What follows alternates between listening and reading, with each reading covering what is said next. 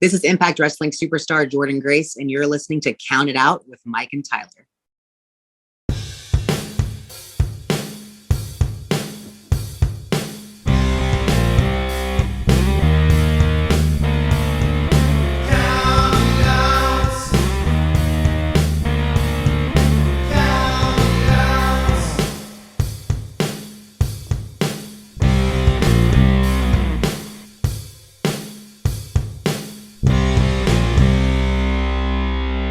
Listening to Count It Out with Mike and Tyler. Well, we are live, pals, and welcome to the very first list edition of the Bill Apter Seal of Approved, Count It Out with Mike and Tyler.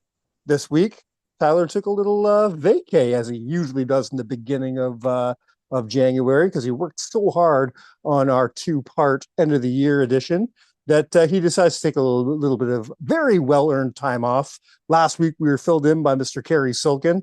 And this week, we have the one and only Mr. Matt Sookram. Sookram, how you doing, buddy? Oh, I'm doing awesome. Thanks so much for having me. And yeah, you're right. Tyler did an amazing job. I texted the group chat giving you guys kudos, and you said, don't give me any kudos. Give it all to Tyler. Again, just I know from an editing standpoint, because that was what I once did as a job, that is a hard task, and he pulled it off beautifully. This is his baby. This is the show he looks forward to the most every single year. I work really hard on our anniversary shows. I love our anniversary shows, which really sucks for me because our 250th show fell during it happened to be on the first episode of the New Year's shows. Oh, okay. That happened to be our 250th show. So I like to do big shows for those numbers. This year we didn't get to do that, unfortunately. So 300, guys, is going to be massive. Wait till next year when 300 comes, because I'm going to make it huge. Since we missed 250. Can't wait. But the 5-year anniversary is coming up in March. I have to make that already, man. That's crazy. Yeah. Good for you guys. So that's my thing, but his thing is the year-end show. He puts a ton of work into it. We got some great guests. If you haven't heard it, go back, check it out. Guys like Kerry Silken, Josh Alexander, who you're going to hear from today as well. All these guys, Wei Ting, DDP. DDP, amazing people, all on that show. Go back, check out. It's a two-parter as usual. If you haven't heard it, go check it out right after you hit that subscribe button. Please do that for us before you continue. And again, what I really like about it is, like, it's not only just talking to these well-known wrestling personalities about these moments of the year. It's intermingled with your guys' take on your top matches, top moments, and it's such an awesome listen. Which I'm going to tell you, we take turns every year. We alter who does the end of the year list. This year obviously was Tyler's. This year, and we compile it from January to December. It takes that long to pick 7 items. I'm going to tell you right now, as we're recording this, it is January 21st. Yep.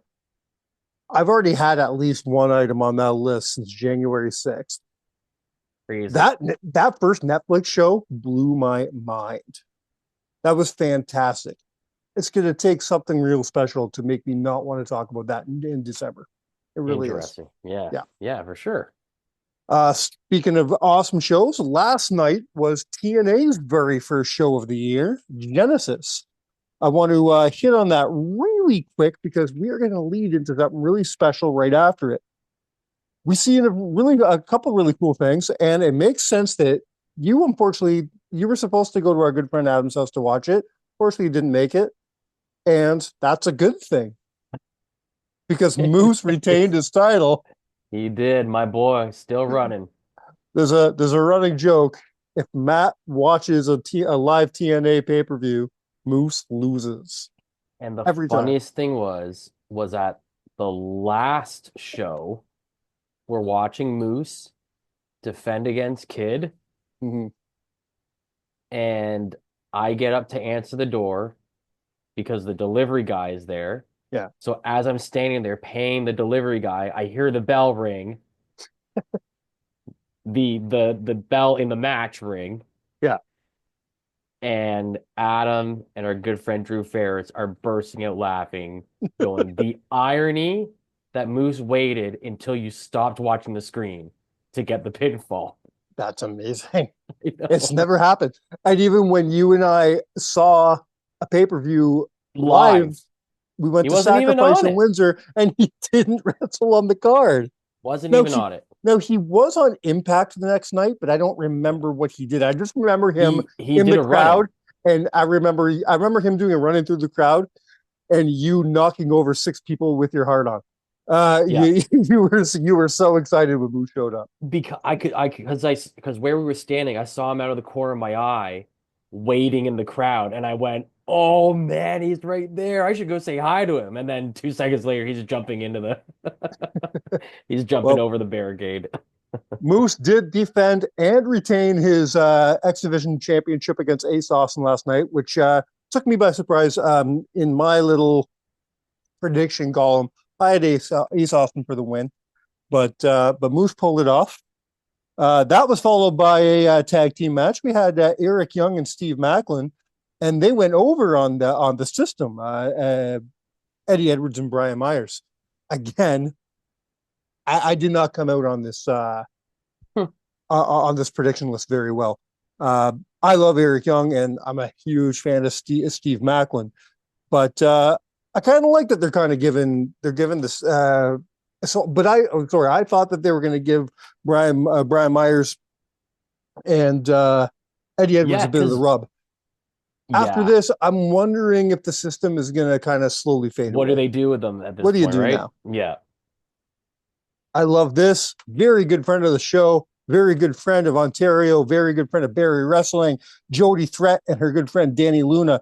Spitfire. They took on Ash by Elegance and Heather by Elegance, and retained their tag team championships, which is great. I really like Jody Thread. I how always how can have. you not love Jody, man? And she's such a wonderful human. And again, going back to that Sacrifice pay-per-view, you and I got to see her debut at in TNA. Hang on. I just read that the Elegances wore Dallas Cowboy cheerleader outfits for this match. I did not see it, but I heard that. Yeah. So I clearly missed the best pay-per-view of the year. Mm-hmm. Dang it. I'm gonna have to go back and watch this thing. I plan on doing it anyways, but that would be a good reason to. Yeah. The always controversial Tessa Blanchard, of course, took her major victory over Jordan Grace. Now listen, of course she did. Jordan's on her way out. That was Jordan's very last match. They need to get somebody over in her spot. Whether or not people think it should have been Tessa, it doesn't fucking matter. Tessa was the person put in. Of course, Jordan put her over. Anybody who thought Jordan was going to win her last match was out of their fucking mind. Jordan is such a professional Mm-hmm. that they probably came to her and said, "Look, we've got Tessa on the roster now. We've got to make a commitment to her one way or the other. Would you do the honors?" And she probably said, "No problem." I mean, they gave him 20 minutes. Somebody said somewhere there was some pushback, and I bet the pushback was like, I guess so. You know what I mean? Like She these are still went always and so did it, exaggerated. Of course, she went and did right? it. She's a consummate professional. She is one of my favorite human beings in the business. I've had the utmost pleasure to meet Jordan more than once, and she is just a phenomenal human being. I cannot wait to see what she goes and does next. Um, You guys have had her on the show. we Yes? have, yeah, Yeah. of course. Uh, she, I think it's too easy to say she'll be going to WWE. I think the easy thing to say is she's going to NXT. I don't think so, though. I think she's going to skip NXT. And go straight to the main. I think so. I think she did her time. She's done her little spots on She's done. NXT to do that, to get She people has done over on some the NXT spots. roster. Triple H, And and you know why? I think she only did that because Shawn Michaels wanted her so badly that now that he got her his fix. Now Triple H is going to take her and do what he does the best. And she was in last year's Royal Rumble. She was. So that's how this whole thing started. So yeah, so I think he was in the Rumble. Michaels basically got jealous and said, "That's not fair. How come you get her? I want her." And then he got her. He got her for a couple pay-per-views, a couple shows. Okay. You know what I mean? But now, and I think that was Triple H's whole idea. Okay, Sean, I'll give you Jordan for a little bit, a little taste here or there, because when she comes, I'm taking her. Jordan doesn't belong. There's a lot of great talent on NXT. Don't get me wrong, but Jordan doesn't belong in NXT. Tyler and I had a great conversation off camera about Triple H's amazing ability to decide who should go to NXT and who shouldn't. Motor City Machine Guns going straight to the main roster was a great idea. Perfect idea. Penta going straight to the main roster was a perfect idea. These people, I think it makes sense for them to skip, just like all those years ago when AJ skipped NXT. It makes sense. I think it makes sense for Jordan to skip NXT. That moves on to somebody. I mean, I know we weren't going to like do a deep dive on Jordan Grace today, but it seems as the conversation is going that way. Right now, though, like there's a lot of good options for who she goes in and feuds with, but it's to me the fact that both women's champions are on baby faces right now. Mm-hmm. I like the story they told with Tiffany Stratton, and she cashed in, I think, at the right time. But I think Jordan Grace and Nia Jax has WrestleMania written all over it. Sure, it doesn't have to be about a title, though. Yeah, if Nia Jax doesn't, I don't want the title going thing, right on Jordan anytime soon, anyways, right? Here's the thing. If Nia Jax doesn't have the title, I don't want her on my show. Sure. So like, yeah. Anyway, I don't know. I think there's a lot of amazing talent that we could put Jordan up against as well. We've talked about this on the show before. My dream match is Jordan versus Charlotte. To get them together at some point would be amazing. And her and Rhea would have an absolute. Oh my god, too, that right? will happen down the line. That will happen down the line. One of them. I think we might even see a bit of a pairing first. Yeah, that's what I mean. Know what I mean? Yeah, I think one of them will have to turn on the other one for that to happen. So, anyway, speaking of people maybe coming to WWE, the next match was Mike Santana as he went into an I Quit match against good friend of the show, Mr. Josh Alexander. And Josh was the one who took the L on this. He said, "I quit." And then he said, "I quit TNA." What a heel. What a heel. I love the man so fucking much. He's getting two Canadian boys so over there. And I love everything he's been doing. It is time for him to leave. There's nothing else for him to do in TNA. The right move for him to do is to go to WWE. But I'll say something different than I said about Jordan. I think the right move for him is to go to NXT for a while. I think me personally, I'd like to see him debut in the Royal Rumble and then have him go to NXT. Yeah, his former best friend / tag team partner is a big deal over there. Yeah. It makes sense. Yeah. And you already have, like, my worry is he'd go there now and then he might get lost in the shuffle right away because there's already so many big name guys at the tippy top of the card. Yeah. Right. So I think him going in, maybe reforming the North or even feuding with Ethan Page, one or the other, do that for a year and then bring him up. I'm cool. Here's the thing. Like, do you think he is as big of a name right now as the Motor City Machine Guns are? Well, no, but that's what I mean. That's not a fair assessment at all. I consider the Motor City Machine Guns to be one of the greatest tag teams on the planet. and have been for quite a while. Josh I is one of the greatest wrestlers on the planet, though. absolutely. But as far as name value, 100% And that's not. what I mean. No, I think WWE will want a chance to introduce him and groom him 100% for in, the in their WWE own way. audience. Yeah. Where they have already kind of done that with Jordan, right? Yes. Yeah. They've had their time with him. I want to hit the main event, but I'm going to do that in just a couple minutes because since we just talked about Josh Alexander, let's hear from Josh Alexander. Our good friend Tyler had a minute to sit down with Josh and talk about everything right before this this pay-per-view happened. So let's go straight to the man. This is the walking weapon. On the day, by the way, this interview happened on the very, very day of his very last ever independent wrestling show in Canada. Very special day for Josh. Very special day for Count It Out. Let's take it to Josh.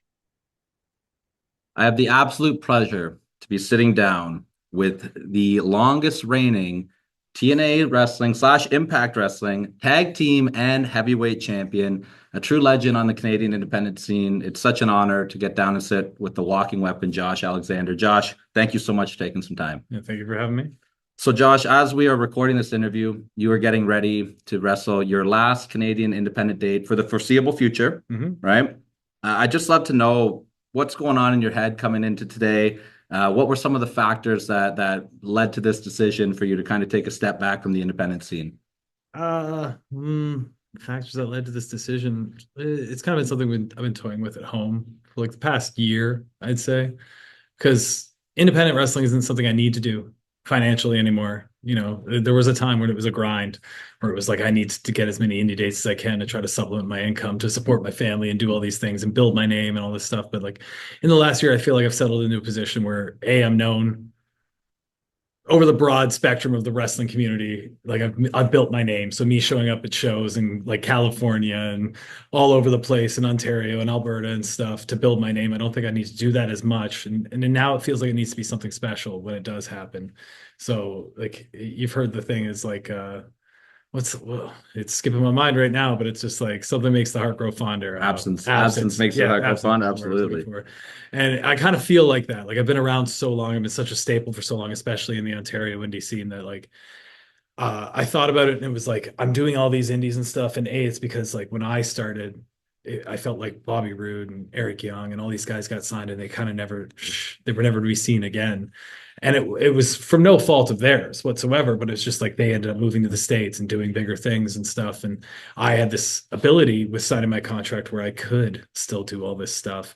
And I felt like I didn't want to abandon the indie scene. I wanted to keep, because it's always been a goal to build up the Canadian wrestling scene, the Ontario indie scene, to a point where it's seen by like the global wrestling community, because I feel like we have so many talented wrestlers here. It's just like for whatever reason, it's not seen.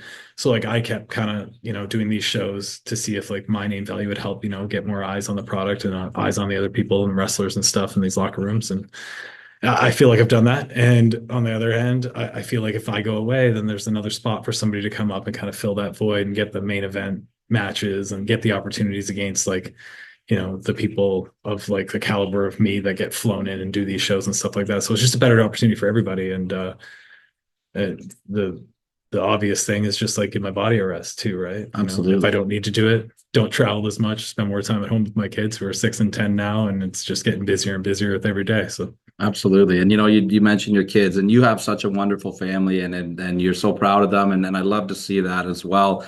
What does it mean for you on a personal level to have got to create like some of these magical moments on television with your family? I mean, that's a dream come true, right? Like I don't think my kids realize it now. Like even at 6 and 10, I don't think they realize it. But like when they come into their teenage years and their lower adulthood and stuff like that, I hope that they can go back and see the stuff that they were able to do and be like, man, I had a pretty cool childhood. Like to be able to show up live on pay-per-view for my son Lucas when like I beat Christian and won the world championship and then had to take it away instantly and stuff like that to share that moment. And then with my son Jet coming out at Rebellion for my entrance for when I defeated Moose and finally won the championship to go on that historic reign and stuff like that. It's just cool that I get to share that, You know what I mean? And hopefully they can look back on it one day and be like, man, that was pretty awesome. And you got the Power Town figure out now as well. Is that cool for you to see like your kids playing with your action figure? Like, do you guys have one yet, or No, it's not out yet. not out So yet? Coming out. we did pre-orders and stuff like that, and there was, I guess, there was an issue with manufacturing. Somebody wasn't doing their job, so they got fired, and so it got postponed a little bit. But it will be coming out. And, it looks awesome. It's the highest quality of action figure and stuff. So for that to be the first figure, like I've had a micro brawler before, and my son has that, which is cool to see him play with it. But you can't really do much with it because it's just stuck in one static spot. But when he gets the action figure, you're like, That's gonna be cool. I'll be in the pile with AJ Styles and Dominic Mysterio and all the other toys he plays with from Walmart. So. And you can tell him that I held the belt longer than AJ Styles, right? Yeah. I'll show him the T-shirt. That's it, right? And your wife also posts the greatest video of all time every year when your son gives you that vicious low blow. My God, like that's a not for you maybe, but for us watching that's a pretty funny video to see. I'm just lucky that she was filming it so that we could get some joy out of it. It wasn't just the pain involved. I do love that he chants "walking weapon" after as you're just agony. He's like walking weapon. I popped really hard at that one. So I want to talk about maybe one of the biggest stories in the wrestling world that happened this year, and that was the cross merger with TNA Wrestling and NXT Wrestling. Is that something that you like taking? You've been a fan forever, right? Did you ever think that we would live in a world where we would see the WWE working with not only other wrestling companies but prominent wrestling companies like TNA Wrestling? No, I can't say I did, but I grew up in a time when like everything was separate sandboxes at all times, other than like the kind of the ECW crossover that loosely happened before the Attitude Era. But like even then, like it's just like I never would have thought we would get to a point where TNA is featured on NXT, NXT is featured on TNA, and even like to see AEW do this stuff with New Japan. Like I always thought with TNA doing it. With Japanese companies and stuff like that, but just to see it with the three mainstream companies working with other companies synergistically, and I think it's just a testament to like the growth of the fan bases in the wrestling community, and I think it's giving the people what they want. Like people want to see dream matches. Like Absolutely. this is one of the hottest topics always is like, what if like Stone Cold Steve Austin in his heyday. I remember like I had the magazine. It was Stone Cold Steve Austin in 1998. What if he went one-on-one with Bill Goldberg? And you were like, I remember those. I was like 11, like, oh my God, the cover of this magazine's right. Like, what if that happened? It was like Austin would kick his ass for sure. But like, that's because I was a Stone Cold guy. But like, you know what I mean? There's people on the other spectrum that just want to make these dream matches. And now you live in a reality where that can happen. And it's just exciting for the fans and exciting for the product because it like freshens things up, right? I think it's really cool too that we get to see somebody like Jordan Grace, say, for instance, show up in the Royal Rumble and not just be there, but like be prominent and be featured strongly. And like, was that a cool moment for you to see one of your colleagues and someone that's so respected in the business get a moment like that in the Royal Rumble? Yeah, and like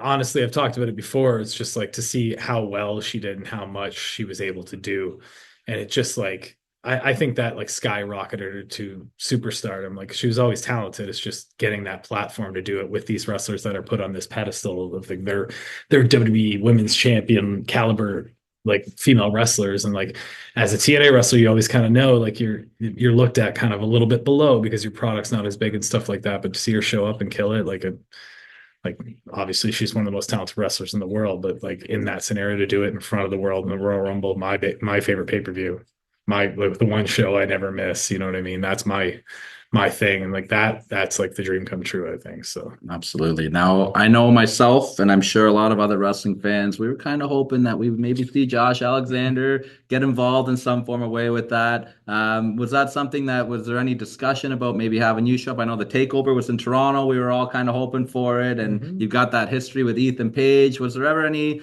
maybe conversations about you getting involved in any of the NXT stuff? I think there was definitely conversations. I think it was definitely, something that was wanting to happen from one side or the other. It's just, it never transpired up until this point. You never say never though in wrestling. And, I'd be happy to do it just because, like I said, like for the fans, it's really cool. And I think I'm a fan first and foremost. Like that's the only reason I do this and put my body through this because I love it so much. So selfishly it'd be cool, just to mix it up with different people on a different platform. But, if it doesn't happen, I'm not going to lose sleep over it, but it definitely would be cool. Absolutely. And this year we've seen you get to mix it up with Joe Hendry. We've seen Joe featured as well in that crossover. You guys had a fantastic match at Victory Road. You gave him one of his biggest wins of his career so far. there's a lot of people that are kind of noticing a similarity with you and Joe and your rise with TNA, where you had that title tease and it kind of got pulled away a little bit. And now with people are like, oh, we want the belt on Joe. Like, do you see like a similarity in the rise of like different characters, but like with that title and the fans clamoring for Joe right now? I could certainly see a similarity there, but I think it's just a similarity over the entire history of the business for a babyface champion coming up. You're always going to almost get there and have it taken away. And it's just to see if the fans want it more. And if they want it more, you keep pulling it back, pulling it back, pulling it back. And all of a sudden, once, you finally achieve that goal of winning that match, like a la Cody Rhodes, not defeating Roman, the first WrestleMania, having this year-long chase finally to see if he can get it back. And then the fans are even more hungrier for it. Like I've said it before, when I won the world championship originally and Moose took it away from me, and the better part of wrestling, the wrestling community on social media just like poo-pooed all over it because they didn't like it or whatever. And it seemed like they hated the whole idea. But then like by the time the payoff happened 7 months later, where I finally, re-climbed the mountain, knocked Moose off the top, like it seemed like it was way more well received than the first time around. So it seemed like it was all worth it and more, right? Absolutely, absolutely, and it worked out. You had one of the greatest title reigns in the history of the company, and even in wrestling, I will say, like the quality of matches that you were putting on with everybody, it's phenomenal to see, and we look forward to seeing more of that in the future. I just have a couple more quick questions for you here. One of the biggest nights of your career, it has to be back at Bound for Glory when you worked with Christian. You won that title, and then all the stuff with Moose happened after. But as a fan that grew up watching wrestling, and especially with Christian being Canadian and from our area, how big of a deal was that for you to get in the ring with him? And we also saw a little bit of a tease before that with you and Kenny Omega. Was there ever any indication that you might get Kenny as well, or? Yeah, like that certainly was a tease for something to come in the future. All issues, I think it's pretty well known that Kenny's body was pretty beat up at that time. So by the time, he dropped the belt to Christian, he did the little business he could do while his body was still there, and then off and went to recovery. And I think he returns in January now after over a year out of the ring. You know what I mean? Like, you can't wrestle that style at that level and put on the kind of matches Kenny Omega was putting on for like a half a decade straight through New Japan and AEW and not have it take a toll on your body. Like, there is a sacrifice involved in that. So I completely understand that. And as I've already said, never say never in wrestling. So that match will be something that I'll hope happens for the rest of my career, because I think Kenny Omega is one of the best wrestlers of all time. But like, the Christian thing, the entire build to that match was just completely genuine for me. Like, it wasn't like I had to show up and be like, what am I going to say in this promo? Like, it's very easy. I grew up in a town called Caledon East, which was 20 minutes away from Orangeville, Ontario. So when I watched Royal Rumble in like 2000, and it was the tables match with the Dudleys, and Christian comes out and, or I can't remember, was it Christian in that one, but like, the TLC matches and stuff like that, it was just like, or the ladder match that, at No Mercy or whatever it was. Like, when Christian came into prominence with Edge and stuff, I'm like, these guys are from Orangeville. Like, this is insane. And to have me main event the biggest pay-per-view of the year, not even a year after I go singles on my own for the first time, to ascend that from like being just a guy that's singles, we don't know what we're going to do with him, to 8 months later main eventing the main pay-per-view against like a TNA legend, like a first ballot Hall of Famer. All these things you could say about Christian. Like, it's one of those pinch me moments where you're just like, I can't believe I'm in this position, but I'm here and I'm lucky that I'm getting this opportunity. I'm going to make the best of it. I was very fortunate to have that happen. So. Absolutely. It was a great match as well. The last couple of questions I'm going to ask you here, you talked about that Kenny Omega match possibly still happening in the future.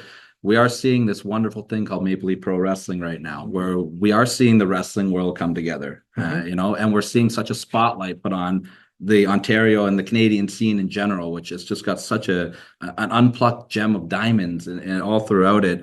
How important was it for you to be on those shows, and just your overall relationship with Scott D'Amore?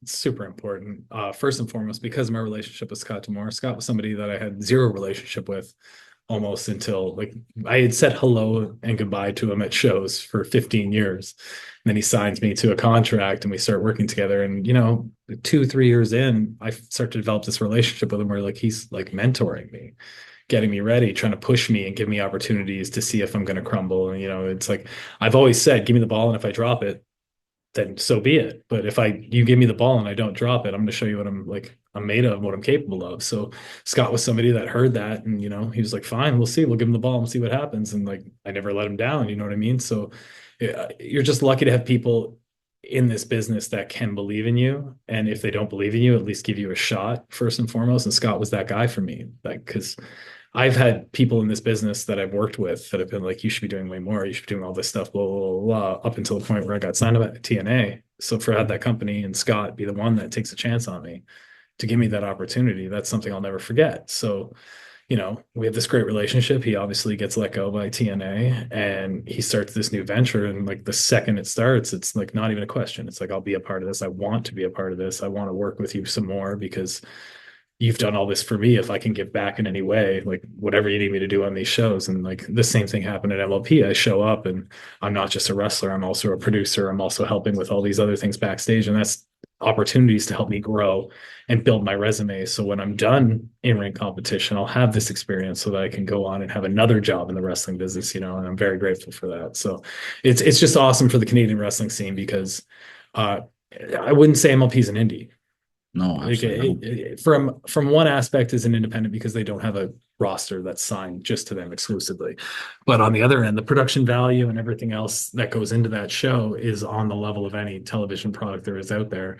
And it's run like a television product, like of a wrestling product. So you're not showing up and just reading a card and putting your match together. You have a producer, you have like a television truck that you got to get with for like all the shots and stuff to make sure it gets like, and so it's great for any Canadian wrestlers that get a chance to do it because that's experience that you can then parlay into a television company because it's the exact same thing.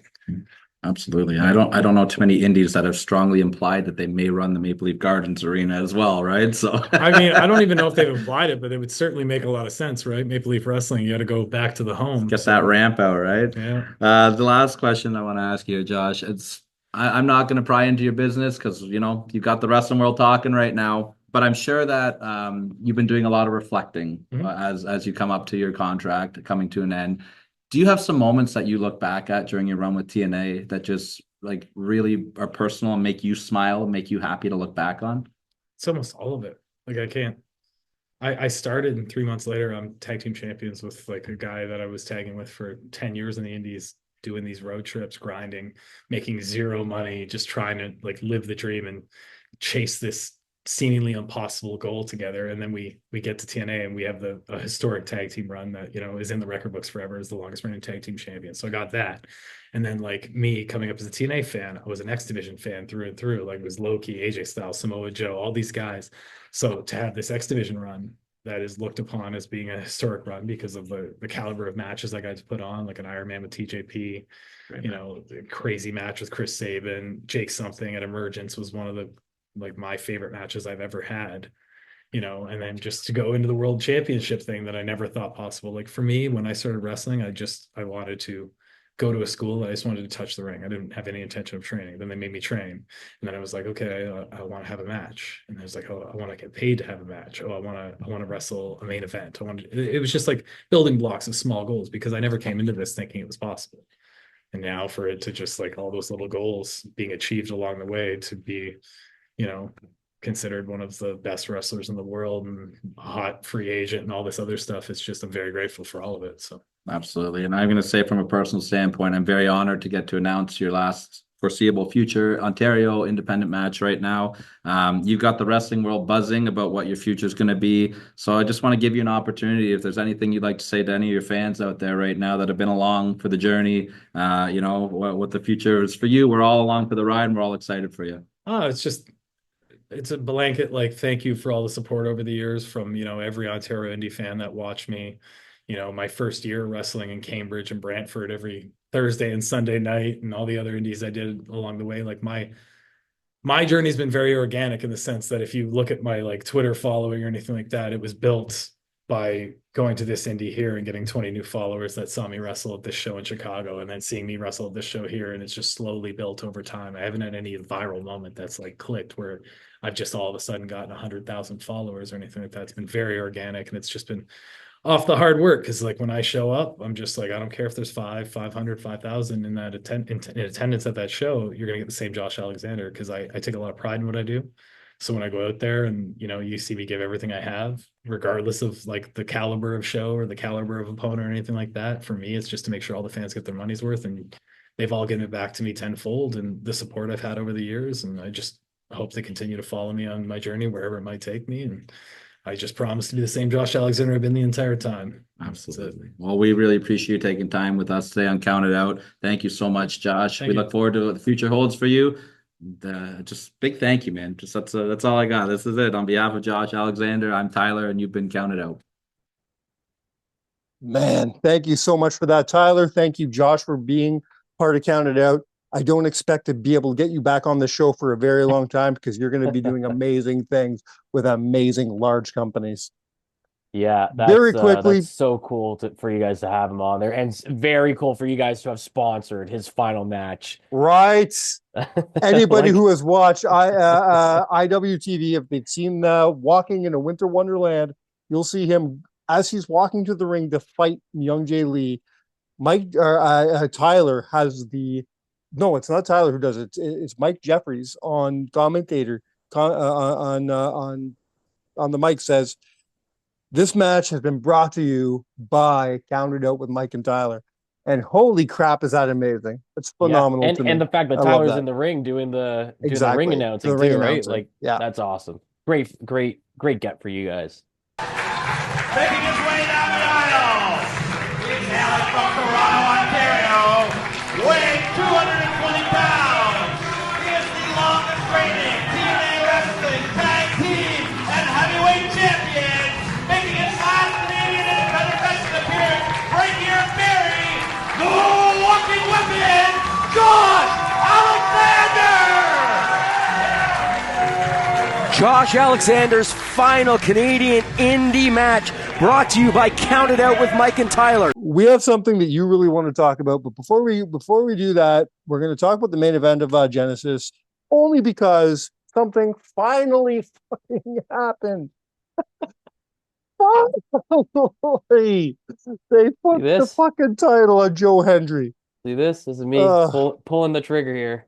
Jesus, pulling the trigger. Now, I want to get your take on this because I know exactly what Tyler would say if he was here. This is 3 months too late. I was going to say, do you want me to do my Tyler impression? Or you agree with Tyler? This is for Tyler. I don't fucking care. Right. Man, I would be so excited about this if they pulled the trigger in Montreal. If we were talking about this at Bound for Glory, big difference. At Genesis in January, I don't care. And it sucks because I want to. Is it maybe because from their standpoint, they want to kick off the year with this big moment? I guess. I don't know. I don't know. It's shit booking as far as I'm concerned. But I think now that it's on him, he's got a chance to. 100% he has a chance. Right? I do feel like the moment, because now that you're losing two of the biggest names in the company and Josh and Jordan, we need a face of this company.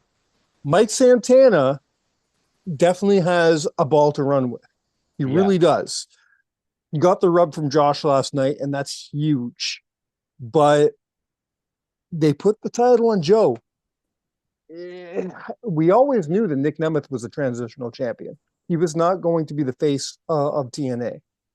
Hendry could be the face of TNA. I hope they make it work for him. I really do. Speaking of faces of company, sometimes you get certain faces that are just sitting behind the microphone doing their thing, and they don't like certain things that happen to them, so they hit Twitter. And that's exactly what happened with Mr. Corey Graves recently when he was moved to NXT from Raw.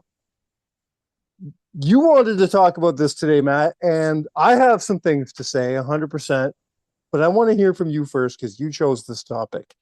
Yeah, it took me a second. I didn't know it was like a permanent move. I watched the Netflix Raw kickoff. Then I did watch some of SmackDown. And then the last couple of weeks, I've just been busy. I've had hockey games that I've had to cover Sure. the last couple of Fridays, so I haven't been able to keep up. But yeah, it wasn't until I saw this tweet by Corey Graves where he said, just in case you've been wondering where I've been. Now he had a lot to say before that. Yeah. And I agreed with a lot of what he had to say. And it looks like he's deleted the tweets now. Yeah, that doesn't surprise me.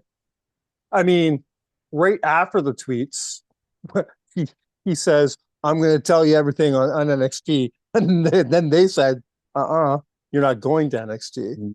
They sent him home. So yeah, of course, he deleted the tweets. Okay, but yeah, he said, imagine chasing your dream, then being told that you're no longer physically able to pursue your dream, then you dedicate your life to something dream adjacent and being pretty fucking awesome at it. And then when it's time to enjoy the fruits of your labor, being told you're not famous enough for your own job, just in case just in case you're wondering where I've been. So yeah, first of all, I feel bad for him because I do think that he was very good at what he did. Sure. Now, how much would it suck to still have a job in the biggest wrestling company in the world? That's horrible. I'm sorry, man. I got the world's smallest violin playing for Corey right now. I really do. I get it. Yeah, but also okay. then You could be on the flagship told you're ship. not famous enough for your own job. Like that hurts. And that's also like, I look at someone like JR's career, and he was someone that he's regarded as the voice of wrestling. Sure. Right? He is arguably the best, if not one of the best play-by-play commentators in wrestling history. Yes. But look at how much crap he went through during his first couple of tenures, which was brought up by Jonathan Coachman in a tweet. I don't know. Did you see Coach's tweet? I didn't. Regarding this, Coach flat out told Graves to suck it up and said, "You're still with the biggest company in the world." He says, "I had to deal with it. JR had to deal with it. Michael Cole had to deal with it. Suck it up and deal with it." Yeah. Here's my. And the other thing too is like when it happened to JR, he was gone. He was fired. Yeah. Right. He went back, started doing his own radio show. He started doing play-by-play for the Atlanta Falcons. Came back to the WF, got fired again.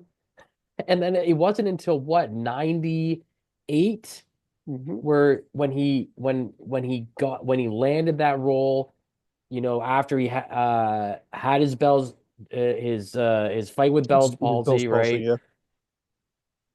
He was finally on Raw full time, probably from 98 until whatever it was, like 2001 or 2, yeah. No, even beyond that, because up until the brand split, the draft, right? It was like 2009, That's I think. right. Yeah, something like that. But yeah, it was like, yes, he was in the company for 10 years almost, or maybe not 10 years, probably like 5 to 6 years before he got that number one play-by-play role, right? And then he ran with it, right? So it's just, I don't know. Again, I feel bad for Corey, but at least he does still have a job. Well, that's where I'm playing with the company on a very prominent show. I'm playing two sides of the fence here because on one hand, I'm looking at Corey and I say, "You're being a bitch. You're just to me, like you're still making a ton of fucking money. You are, you could be on the flagship show, but they don't want you on the flagship show right now. You could be back again later. Oh, I'm so sorry. Is NXT not good for you? Good enough for you? NXT is still a phenomenal television show. NXT is still better than being on fucking Dynamite. So shut the fuck up, do the show, and you'll probably get something better, down the line." Yeah. Now, let's throw on the other side of the fence of what Coach said. There's something I don't like what the Coach said. When Coach said, "Well, you'll suck it up because it happened to me and it happened to JR and it happened to Cole." Okay. Does that make it right? But you're the difference between Graves and you guys. Graves spoke up. Maybe if Yeah. you had the balls to speak up all those years ago, then maybe something would have happened. I am not going against speaking out. I just don't like the way he did it. I have a problem with people taking their beefs out on fucking Twitter. You have a problem? Go knock on Triple H's office door. Like, are you a 12-year-old girl? Not everything has to be on fucking Twitter. That shit bothers me. If it wasn't for that, if he did it, I think more professionally, we wouldn't be sitting here having a conversation about it, because I think I would be 100% with you supporting Graves. Except for one other deal. You said something in our group chat that I don't agree with at all. You had a little rhyme there, bud. That's my Simpsons. The B yeah, sharps. Here's where we're gonna fucking argue. I wish Adam couldn't make the show today, but Adam was supposed to be here, to be right here in the middle as the mediator, because I thought things were going to get rough. Tell everybody what you said in our group chat. I said Corey forever, McAfee never. I fucking love Pat McAfee. Pat McAfee, I'm telling you right now, and this is a list I plan on bringing out with sometime in 2025. There will be a top 7 list of the greatest color commentators in history. I have no doubt that Pat McAfee is in my top 3. Ew. Top 4, maybe. Top 4. I don't think Graves makes my list. Really? I don't think Graves. I take him over McAfee any day. I do not think Graves has done anything significant. Actually knows the story and elevates the story. McAfee just sits there and gets excited like a fan. I will admit, which is entertaining as shit, and that's his job. I don't like. I want to know what's going on. Remember too that they're also I don't trying just want to someone reacting, and I get it because here's the thing: in that opening promo video they did, which I thought was great. I read people online saying, "Oh, that was cheesy." Fuck off. That was a great opening promo package they did about tying the history. Yeah, but in that package though, they did show like these like influencers or these reactors or these people that watch it online and react to it. I'm like, okay, I get it. I get why McAfee is popular, because that is the audience they're going for. So it's like they're having to me, your storyteller should be the play-by-play guy, where I think in history the color commentator, the color guy has always been reactionary. Go back to King. I mean, King 90% of the time was just reacting to shit JR was saying. King wasn't telling the story as much he was reacting to the story. You know? Yeah, and go back and listen, and not all of it is good. No. Listen. King would be on my list, but when 92% of your fucking year 1999 is puppies, and we have a bit of a problem. But you look at the major color commentators, they've all been former wrestlers, former whatever, kind of there for the entertainment value. Okay. They've been characters. You've had your straight man. You always have your straight man and your character. Your Vince McMahon to your Jesse Ventura. Mm-hmm. You know what I mean? Your King to your JR to your King. And now we have Cole, Gorilla to Bobby, one of the greatest characters to ever hit that mic. Corey Graves to me isn't a character. Corey Graves is a bitch. I don't like Corey Graves. Okay, so that's where we're gonna be. That's what it comes down to. I don't enjoy Corey Graves' work. I really don't. And it's not that I don't enjoy McAfee. I prefer what Graves brings to the broadcast more than McAfee. I like how he abuses Byron Saxton. I like that. And again, I watched the opening Raw, and I didn't think he was very good. Maybe he was nervous. Listen, I'll admit, and Tyler and I talked about this. It does seem to me that they brought him in, and he has not been watching the product. He's lost. And He's still entertaining as fuck, but he's lost. I will give you that. And I think he was not getting the right cues. Like I do think because even Cole seemed off on that first night. Yeah. Like there was he introduced them and then he started to say something and he just paused. So I think they were getting the wrong cues because when The Rock came out that first night, you could hear McAfee going, "Oh yeah, oh yeah, oh yeah," and it was just kind of, but it was like, is he supposed to be saying that right now? Like it just, everything seemed off. So again, Now, I think part of it might have been some production issues. sure. But then again, also like, I don't know. I feel like 90% of the time that's what McAfee brings, and I'm just like, okay. Now, to answer the question of what do you do moving forward now, there is a rumor out there that Corey Graves has been medically cleared to wrestle. WWE just doesn't want to take that risk. Very much like Daniel Bryan all these years ago, where he was medically cleared by a doctor, but WWE said, we're still not, we don't want to take that risk. And that's why he left and went to AEW to wrestle. The rumor is Corey Graves can wrestle from a medical standpoint. WWE is just not pulling the trigger. So if he can, and you got the story being told, do you not see Corey Graves versus Pat McAfee at WrestleMania as fucking money? Yeah. Does it not make sense? Why not? It's better than Cole versus King. Wow, shit, yeah. but it makes sense. Well, Pat McAfee held his own in that feud with Adam Cole. You know? Yeah. I think he could do that. I think he could do it with Corey Graves. I think it'd be a great story. I would really look forward to that. Anyways, moving on. We're almost to the list, and we haven't even discussed the list yet. It is my favorite season of the year. There is no pay-per-view I look forward to more than the Royal Rumble. I love the Royal Rumble. It's always been my baby. It's always been my favorite pay-per-view. I can't wait to watch it this year. I'm not going to lie to you, Matt.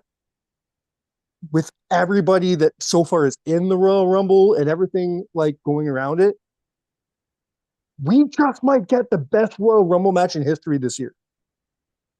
That is a bold statement. Look at this shit, man. You got Roman, you got CM Punk, you got Cena, you got Rollins, you got fucking Jey Uso. You got all these amazing top tier talent entering the Rumble this year. And then surprises, who knows? I am so excited for the Rumble this year. I really am. Yeah. And before we get to the list, and my list revolves around the main event. The main event, of course, is the ladder match for the for the WWE title between Kevin Owens and champion Cody Rhodes. Based on that match, my list is going to be the top 7 ladder matches of all time. However, because this is a one-on-one ladder match, I'm keeping it to one-on-one ladder matches. I'll explain that later when we're on the list. But before we get to that list, I want to talk about the Royal Rumble. I want to talk about our memories and of course, our predictions for the Royal Rumble. Where do you want to start, Matt? Well, you know what?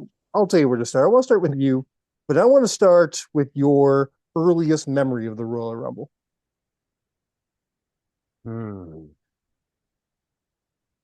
Man, this goes back because like I remember seeing, I don't know what years it was. Okay. But I remember seeing them rebroadcast the Royal Rumble on just like regular cable TV. Really? Okay. I know. And I remember, but I remember seeing these images of, it was probably 92, because I remember seeing guys getting thrown over, and 92 that's my go-to. Yeah, that's but also I remember when I started getting really into it, and my cousin who were a bit older were watching a lot of it during the Attitude Era, and they showed me the 99 Royal Rumble, and they're like, you gotta see this. Like, 99 or no, 98. Okay, sorry, that makes a bit more sense. The one with Austin. Yeah. I was saying 99 is widely regarded as the worst Rumble. That's the one that Vince wins. Yeah. Yes. Okay. So 98. I don't think it's the worst in history, but it is regarded as the worst. Maybe it's obvious. Okay. Sorry. 97, because it's the one 90 that Austin 97's the quote first unquote one that wins. Yes. But it's because he gets back in the ring and Yeah. throws Brett over. Okay, See, that's the yes. one. Okay. That's probably my earliest memory of like fully That is sitting one of my down and favorite Rumbles watching. of all time. Like, Anybody it's watch? so Yeah, good. It's so 97 is good. one of And my favorite years. If sorry, not my messing the favorite, years up there. is I'm getting not- old here, clearly. Oh, I hear you. Happens on this show on a regular basis. 97 is my favorite year in wrestling, and the 97 Royal Rumble as a pay-per-view, it's okay. As a match, the 97 match is phenomenal. Fantastic. But those last 10 minutes are some of the greatest Royal Rumble moments in history. I love it so much. And then again, just it started to become a thing that me and my buddies would get together and watch a couple of them. So from like the year probably from like 2000 to 2003, maybe. I know that's not a very long time span, but you got to remember that's like from like 13 to 16. So Yeah. that's like prime wrestling watching years. And then Uh-huh. other things kind of take precedent after I hear you. at that time, right? So Yeah, for me it was 1986 until what year was my son born? 2018. Yeah.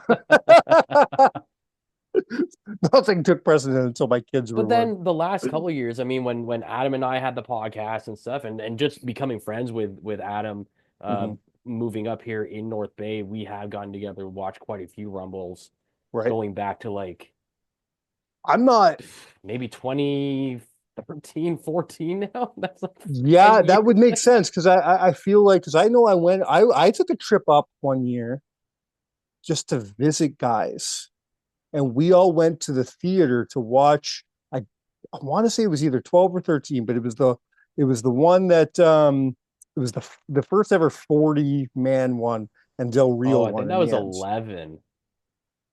Was it 11? It was Let the me one where Del Google it Rio real won. quick. But were you there then? Because I know it was like No, me and I Adam don't think and I ever watched one in. Yeah, in that the was theater. 2011. Okay. Yeah. Yeah, that was a horrible Rumble. That was bad. You choose you choose to have the most men ever in a Royal Rumble, and then you have Del Rio go over. Eliminating Santino Marella as And the last two guys. this is how you know how this is what should have told Yikes. them they didn't want him to win. People were cheering for Santino so like rabidly. It was Mhm. insane. I would have loved for Santino to win the Rumble. He even said in an interview, I think it might even been with us, to be honest. He once said that he thought for sure that they were going to call an audible.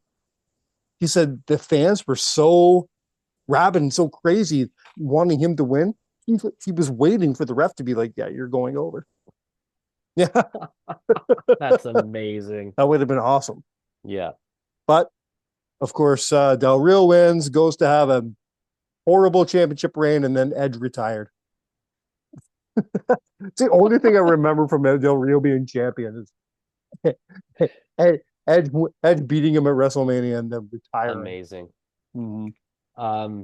Yeah, but no, I love them. I absolutely love the Rumbles, and yeah, it's one of my, I've got to sit down and watch this event every 100%. year, for sure. That's my media blackout day. So I work Saturdays. I hate these fucking Saturday pay-per-views now, especially now that I have Sundays off. I finally get Sundays off in my life, and they move pay-per-views to fucking Saturday. So Of I go course. media blackout on Saturdays. Yeah. I don't even do that for Mania. I don't care. But for the Royal Rumble, I turn off my phone. I do not look at Facebook. I do not talk to a soul until I've watched the 29th person get thrown over that top rope. Yeah. You know what I mean? That's a thing for me. What do you want to see from the 2025 Royal Rumble? Do you have predictions of a winner? Is there someone you want to see win?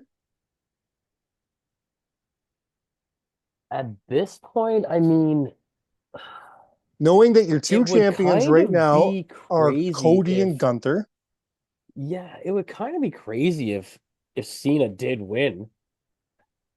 I don't. Right? Like, It's not what I I don't want. think it's going to happen, but No, it I don't think it'll could, happen, and it's not what I want to happen. But if it did happen, I wouldn't be mad. because then maybe that even elevates Gunther further. Like if Yeah. if your WrestleMania main event this year is Gunther versus Cena, is See, anyone and I'm glad you complaining? said that. So it's funny that you went straight to Gunther. Why Gunther over Cody? I agree with you, by the way. I think it is Gunther It's over a Cody. But much why Gunther easier over story Cody? to tell. Okay. I don't think Cody doesn't need a victory over Cena. True.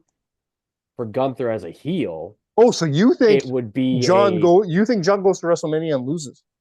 yeah, Wow. strap the rocket to Gunther. Yeah. You don't think the Like, fans will fucking revolt over him not getting a 17th doesn't title? matter. He's a heel. No, I not true. You're not wrong. Okay. I like it. I like it. My pick, I can't believe I'm saying this.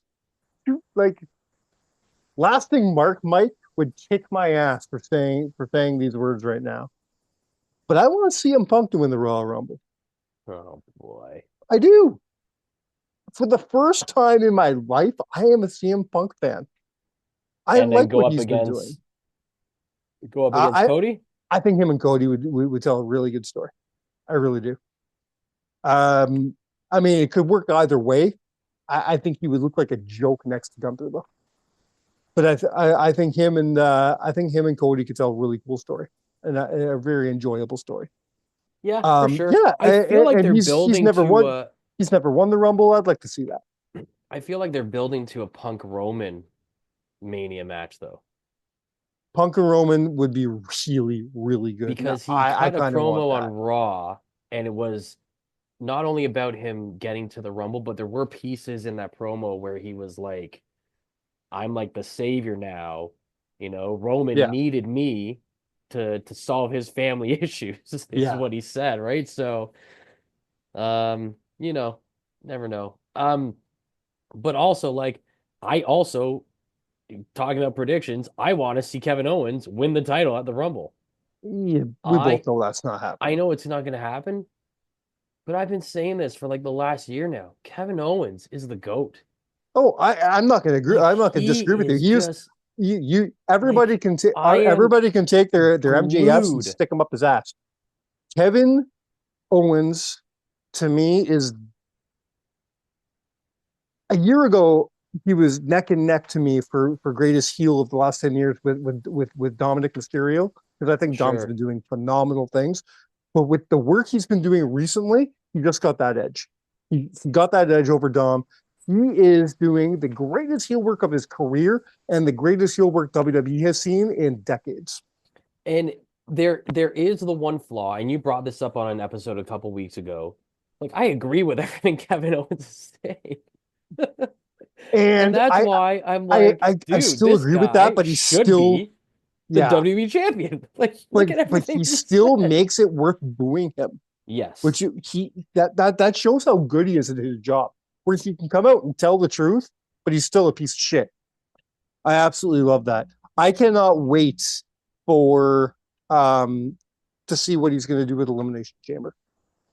To see him come to Toronto, because he's not going to get. Is he going to get Toronto. cheered? Okay, because I will be cheering him. I think I don't think you can boo him in Toronto, so you can't put him, because I originally said But you know what he's going to do? He's going to come out in a Habs jersey. Oh, just to get the heat. Oh, still be cheering. His music's gonna hit. They'll be cheering, and then he comes out in a Habs jersey, and the boos will rain down. Yep, that would make sense. But he, like I mentioned, I said, you know what? I said, because we were talking about what we want to see Cena do in Toronto, since we'll be there to see his last match ever in this city. What do you want it to be? And I said, him and Kevin Owens would be phenomenal. Banger. And then he looked at me. Tyler looked and said, "You think they're going to let Kevin Owens go up against Cena and get cheered?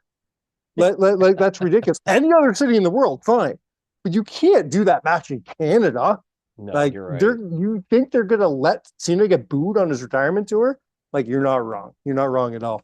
Does Kevin Owens have a chance here to replicate what Bret Hart was doing in 96, 100% he 97? does. 100% he's in that position where he could be that guy turning Canada against the States. If they wanted to do that, especially right now with the I was gonna political say, climate we are do we in, want to get into that? Or holy fuck. With the political climate that we are in right now, if he wanted to come in here and turn an entire nation against the States, he could do it. He really, really, really could. He could be the next Bret Hart in that circumstance. And then having Sami Zayn play a role somewhere in there, oh my God, it'd be fucking tremendous. Before we go to the list, I do want to ask from you, let's say he doesn't win the Rumble. What do you want to see from John Cena at the Royal Rumble? I know he's going to be in it, but what do you want to like? What do you want to see from him going forward? Who do you want? I think do you you could want? build something here. Like, Yeah, what if, you could build something in the match here, have Cena going on a good run, making it look like, hey, he might be able to make this happen again, and then what if he gets taken out of the match by dastardly means by someone like maybe it is a Dominic Mysterio, well, right? And then there's a man they named build Drew a McIntyre in that match, right, and and then you know what I mean? they build a program towards Yeah, Mania. I think you have to set the foundation now for what he's going to do at yeah, Mania. You don't have to set the agreed. foundation for what he's going to do for the rest of the year. No, but at least Mania, But yeah, because I think the Rumble is a huge or selling at point. least Elimination Chamber, because I do think he's going to be in the Elimination Chamber. He's going to go. He's going to go and try to get. I lost my chance at At the Mania main event. I lost my chance at the Royal Rumble, but I have one more chance. I could get Yeah. that if I win Elimination Chamber. Yeah. I do think he'll be in the Elimination Chamber. Yeah, that makes sense. So how do you get there though? I think this is a perfect opportunity for him and Drew to work together. Okay. Have Drew eliminate him, and also have Drew be in the Elimination Chamber, and have them fight at Elimination Chamber. One of them eliminates the other, and they end up facing each other at WrestleMania. I like it. I honestly would just, now that I've talked myself into it, I wouldn't be mad about Cena winning. Yeah, if it happened, I won't be upset. And going up against Gunther. I won't just think Gunther is such a good opponent for him. Yeah, they would Right? tell a very good story, and they'd have a decent match. But yeah, I aside from assume that, we haven't seen him work in a while, so and aside from that, a program with Drew would be awesome for sure. Yeah. It's gonna be a very exciting year. Yeah. I love this whole John Cena retirement tour thing. It's love it. It's gonna make WWE in 2025 very exciting. Now, really do. Like you said, you expect there to be a lot of surprises? Not a lot, and by surprises I mean I think there'll be a couple returns. Alumni or returns? No, returns. I think they're done with the alumni thing. I think they don't do it very much anymore, and I don't think we need it anymore. I know people want to see it. It used to be synonymous with the Royal Rumble. It's not something we're going to see very much anymore, I don't think. I don't think Triple H feels the need for it. Not to mention he's got, for every alumni that he chooses, he's got 30 other guys in the back going, where's my spot? Yeah. I do think there's room for a couple returns. One of them being Miss Becky Lynch. Oh, awesome. I think Becky makes her return at the Royal Rumble for sure. Okay. I don't have a list of who's injured right now. I don't know who's ready for a return, but I know Becky is. I know Becky's cleared. I know Becky can come back anytime she wants. Another person happens to be another woman coming back from pregnancy. Alexa Bliss is ready to come home. I could see the Royal being a great spot for her. We haven't seen a whole lot from the Wyatt Six lately. So maybe the Wyatt Six does something in the Royal Rumble where she makes her return and joins with them or whatever. I could see that happening. For sure. Cool. The Yeah, one guy I I would think- love to see return at the Royal Rumble, but I don't know if he's ready. I don't know what his status is, and that would be AJ Styles. I don't know where AJ is sitting right now. His debut in the Royal Rumble, it'd be cool to see him make his return in the Royal Rumble. Yeah. That's a good list right there. That's that's what, a handful of people you mentioned. Yeah. And I think also, I think Josh Alexander will be in the Rumble. Hope so. I really hope. I hope he debuts in the Royal Rumble. I'm not holding my breath by any means, but I hope so. I think Jordan will. Yeah. I mean, she's done it before, so yeah. That'll be Jordan's official. I think that'll be Jordan's official welcome to the WWE. I was gonna say I have been watching some Rumbles in the lead up to this, and I gotta say, still, 2002 when Maven eliminates the Undertaker. What a great moment! I still get it's goosebumps. It's a perfect moment of they film it perfectly because Maven isn't even in the shot. The Hardys come back in to try and beat up the Undertaker. He just throws them, dismantles them again, and then out of nowhere, Maven hits the kick. And the commentary, JR and the King are perfect. In this moment. It's one of those perfect everything moment. And the fans everything knew it too. came together. Everything came together. The fans knew that you had this guy who was a WWE superstar for all of maybe a month at that point. Yeah. Eliminating a guy that is a favorite. Yeah. Yeah. And then to top it off, to make it such a remarkable moment, to go a year later and try to have Maven try to do it again. Yeah. That was amazing. Yeah. I loved that. I thought that was great. Having him fail the second time made so much sense. I love that. Yeah. All right, dude. How are you feeling about climbing the ladder right now? Let's do it. The ladder matches for a period of time, these were my favorite matches because we didn't see them that often. But I guarantee if you were to throw some of your favorites, you'd be talking a lot about tag team matches, right? Well, I was just about to say, I think my first one or Money in the Banks or multi-man matches in general. Yeah, I think the first ladder match I saw live with my own eyes was probably the Triangle Ladder match at Mania 2000. Yeah. Because before that, I feel like I heard JR say this on one of the matches, but he's like, we haven't had a ladder match on pay-per-view since The Rock and Triple H at SummerSlam 98. And I'm trying to remember what match it was that he said that in. I'm thinking it was Jericho Benoit at 2001 Royal Rumble. Yeah, that would make sense. But no, it doesn't, because WrestleMania 2000 would have came before. Oh, yeah. Yeah. No, that wouldn't make sense. Maybe it was at WrestleMania 2000? What? Is there one between? Not to my recollection, but it's very possible. Well, and if there is, maybe it's on the list we do today. We'll see. I was going to say, didn't Austin and Vince and Shane have a ladder match at King of the Ring in 98 or 99? Is that the one where it started going up and down? Yeah. Hey, and anyway, 25 years later, we never found out who did that. Gangrel. Stupid. All right. Time for the list. All right. First things first, I got to talk about the criteria here. This list, because Kevin Owens and Cody Rhodes are going one-on-one with a ladder, it only makes sense that we do one-on-one ladder matches. We will not be talking about tag team matches, triple threat ladder matches, TLC matches, tornado match, whatever you want to call it. None of those matches are going to be on this card. It has to be 1 versus 1, and it has to be a strict ladder match.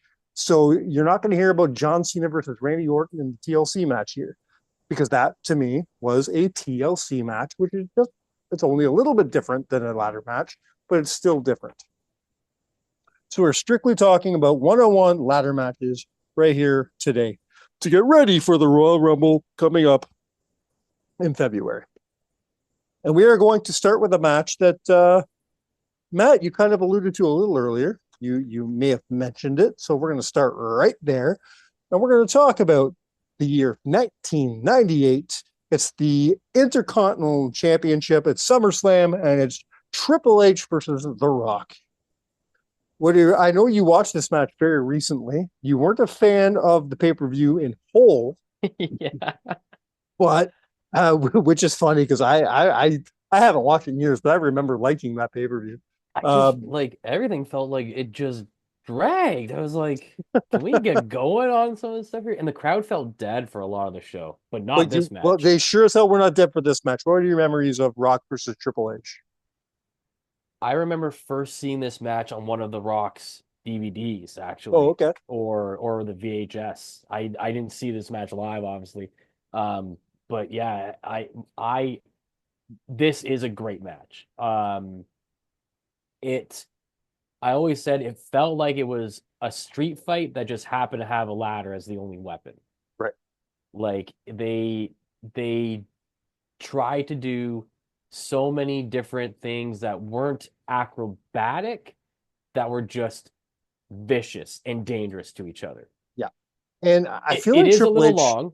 It is a little quite long, yeah. And the ending seems that match weird was like where it was about 25 minutes long. yeah, and the ending is a bit weird because Rock is going for the belt at one point, and China comes in, and takes him out, and then Triple H is going for the title, and Mark Henry's kind of just standing there. Yeah, right. It looks like and something got botched somewhere. Yeah, yeah. I think Henry was supposed to have been taken out or something, but he is kind of just standing there. Aside from that, though, like these two, I feel like made a name for themselves. And I mean, what pressure that these two were probably under to go in the same arena that Shawn and Razor did it in. And Triple H must have been going in with a bit of a chip on his shoulder. Yeah. This is the summer of 1998. Only 3 months removed from Shawn Michaels leaving the company, where up until now, Triple H has always been second fiddle. Triple H has never been the main event guy. Triple H has never been, the dude in anything. And I don't mean just like in the company, because he wasn't the dude in the company. Austin was. But he wasn't even the dude in his own stable back then. Now, he is the dude. He is the leader of D-Generation X. He's about to become the Intercontinental Champion. And he's about to do it in one of the most famous matches made famous by his former predecessor. Yeah. And I think that is something that Triple H does take very, very personally. I think he does want, like at this point in 1998, he did want to be the next Shawn Michaels. I think he would probably tell you that. So to have him be able to go out and do that match in that arena against arguably one of his greatest rivals of all time, we got history right there. Yeah, no doubt. And I think it's funny that like there's two matches that Shawn Michaels was the first in, but Triple H almost took over him and tried to steal it as his own. One being this ladder match, even though Triple H, I don't know if he was ever in a ladder match after this. I don't remember him being in another ladder match. And then the other one was Hell in a Cell. Like Triple H, Shawn was in the first one, but then Triple H was in a handful of when you think ones. of Hell in a Cell matches, Triple H his name comes up very quickly. Very quickly. You're not wrong on that. I like that connection. But yeah, it's a great match. It deserves to be on the list. And like I said, it really felt like this was now the jumping off point for these two guys. It felt like 100%, the company 100%. Could trust them with whatever. After this is when they both started becoming bigger in the company. Yeah. My number 6 is the only match on this card that doesn't take place on a pay-per-view. This actually happened on a Raw in July. Okay. I don't know what you were doing on Canada Day in 2002, but I was sitting there watching Raw as The Undertaker defended his championship against Jeff Hardy. This is I'll have to see the rest of your list. Mm-hmm. This is probably my favorite TV match. And that I know that that's Okay. hard to, Yeah. but it is. When I you stack remember to me, being it's at not gonna like, stack. It's not gonna stack up to like Michaels versus Benjamin or Michaels versus Cena, stuff like that. But I get you. It would probably make the list for me for sure. only because I like this was the ultimate underdog story, and the amount of false, like, this is honestly, maybe people are gonna roll their eyes at this, and but this must have been what it felt like when Macho and Steamboat went at it at WrestleMania 3 in terms of the false finishes Okay, and the sure. amount of times that you have this underdog Mhm. that they told could never get it done against the main event guy, Yes. right? Yeah. Like, so, and the amount of times Jeff reverses something or Mhm. gets his hand on the belt, and I'm like, oh Yeah. my God, he's going This to be the the champion. They storytelling in told this, it yeah, perfectly. was phenomenal. And And right JR, up to the again, very end, right up to the back to the very end when, commentary, yeah. JR is phenomenal in Well, this what we match. say is this is 2002. This is peak JR. JR Yeah. knew what the fuck he was doing at this point. And right up until like Taker's already won the match, and he's basically murdered Jeff Hardy at this point. I know. And to have him go up to the ramp and Jeff still, screaming, "You didn't break me! You didn't You didn't break break me. me! I'm still standing." And to have him just looking at what those eyes, I I loved it when he used to know. do that thing where his eyes were about to pop out of his skull. Yeah. Like when it was the same thing when Maven knocked him out of the Rumble. He Yeah. had the same look on his face, and he goes back, and you think he's just going to finish the job, and instead, no, he raises Jeff's arms. And I think right there is where the fans even saw Jeff as, oh shit, he could be the guy. He's Yeah. not just, we don't just want him as, one of the greatest tag team champions ever. He could be a champion. Yeah. And, that match did that for him. Without that match, I don't think he ever gets that run later. He doesn't evolve. They also try to tell this story of like Undertaker doesn't need the ladder to dismantle Jeff Hardy, right? Right. And from the get-go, Jeff actually gets the upper hand because he starts fiddling with Taker's bike, Mm-hmm. and that catches him off guard, and he starts using some high-flying moves to try and catch him off guard. And then he tries to go off the guardrail, and Undertaker just catches him. And from that moment on, Hardy has nothing up until I think the point where he takes him up for the last ride, and Hardy does the chair shot on him.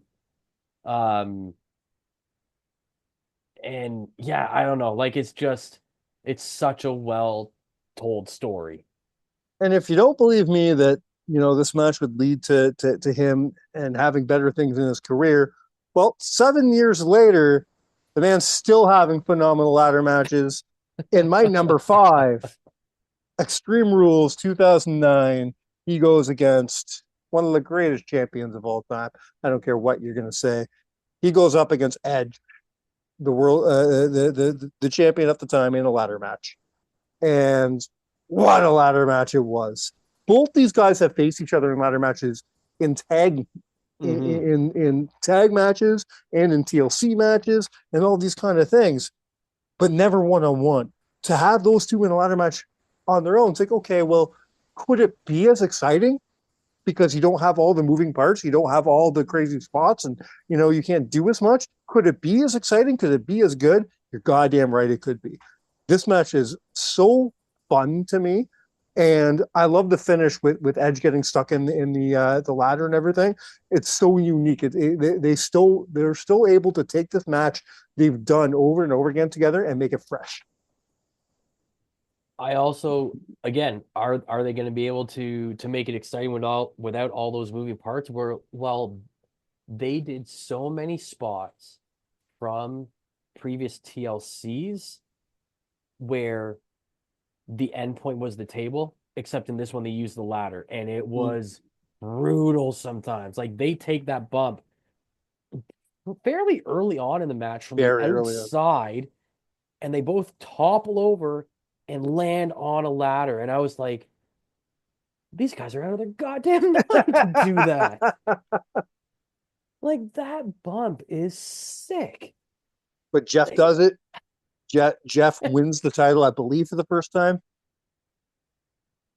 I want to say that was his first. It was his first. I can't call it the title run because of what's about to happen in a minute. But it definitely was. I'm pretty sure it was his first time winning the major championship. And then, do you happen to remember what happened directly after this?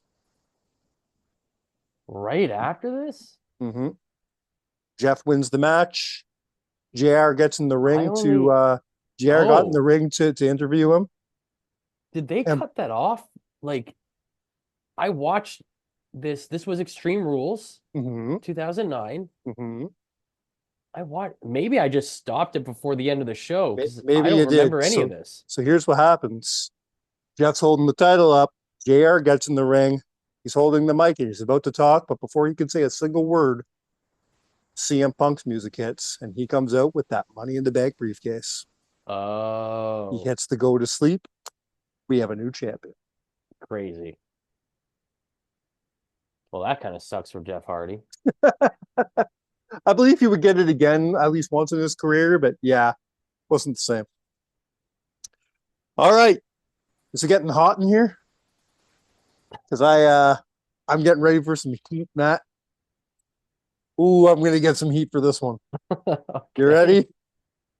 My number I four. think so. My number four is one that I don't think people are gonna want at my number four, but I stand by it only on the fact that there are 3 matches I think are better than this.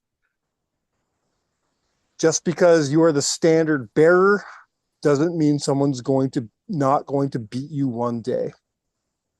My number 4 is WrestleMania 10, Shawn Michaels versus Razor Ramon. I have no problem with you putting this here. It obviously has to be on the list. I just think And that again, yes, for years and years and years, it was the standard bearer, and it is still the standard bearer. Just because I don't consider it to be the best anymore. It's still the one people go to and watch before having a ladder match to study. It's still the standard bearer, but all giants fall eventually. There are 3 matches I think are better than this. I think it also was held as that because no one had ever really seen them do the stuff they were doing. Exactly. It was a very unique match. It was only the second ladder match in WWE history. That first And being the first Shawn one was versus. only done on I think it was on. I don't know if it was on the house Coliseum show video or a right? Coliseum Like, video special or something like that. And have you seen that match with him and Brett? Yes. With Shawn and Yes. Brett? It's a phenomenal match. Yeah. It's a great match. But you can tell it's the first match. You can tell it's the first time they're doing this. They're trying to figure it out. Brett had a bit of an advantage, though. Brett came from Stampede, where they were already doing. Stampede had been doing ladder matches for years. Yeah. I don't know if Stampede invented the ladder match or if it was from Mexico, but they've been doing it for a while. So Brett already knew what he was doing. I remember Brett reading came Bret in- Hart's book, and I'm pretty sure he claimed that they were doing ladder matches in Stampede because him and would have been Davey Boy. Very possibly. That Or he any of says- his brothers. Anyway, I'll have to read Brett's book again. It was a great read, but I'm forgetting a lot of the information in there. Anyway,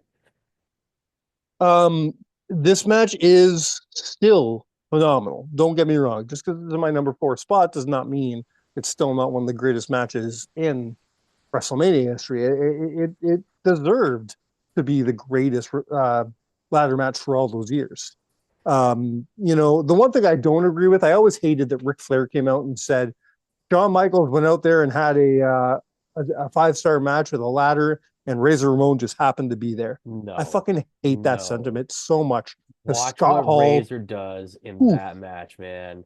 Scott's is like storytelling at his is phenomenal in peak. that match. Everything these guys are at their peak. This is peak Razor Ramon. This is not prime Shawn yet. Like Shawn's not not the greatest Shawn will be yet, but I think Mhm. this is the greatest Razor was. This is prime Razor. And again, it's funny that they said, or it's funny that like it took a while for then big guys to start getting involved in ladder matches again when Yeah. Razor was a big guy versus Shawn Michaels a high flyer, and then Mhm. it was just kind of like, yeah, this one's designed more for high flyers, but it's like, but Razor was in the first one and he was phenomenal in it. Like, Exactly. Kind of dumb. But people don't look at we talked about this on the Big Man show. People don't look at Razor as a big man. You just look at the fact that he was a tall man. tall, yeah, that Yeah. makes sense. But even tall, people forget he was like 6'9", and people forget that. Yeah. Like he was not a small dude. And during his like AWA run, when he was still like the Diamond Stud or whatever, he was beefy.